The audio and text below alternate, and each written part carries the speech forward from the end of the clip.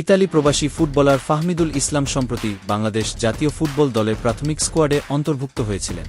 দেশের জার্সিতে খেলার স্বপ্ন নিয়ে তিনি সৌদি আরবে অনুষ্ঠিত এক সপ্তাহের কন্ডিশনিং ক্যাম্পে কঠোর পরিশ্রম করেছিলেন। তবে দুঃখজনকভাবে শেষ মুহূর্তে তাকে চূড়ান্ত স্কোয়াড থেকে বাদ দেওয়া হয়। কোচ হাভিয়ের কাবরেরা জানান, ফাহমিদুল প্রতিভাবান খেলোয়াড় হলেও জাতীয় দলে খেলার জন্য আরও প্রস্তুতির প্রয়োজন।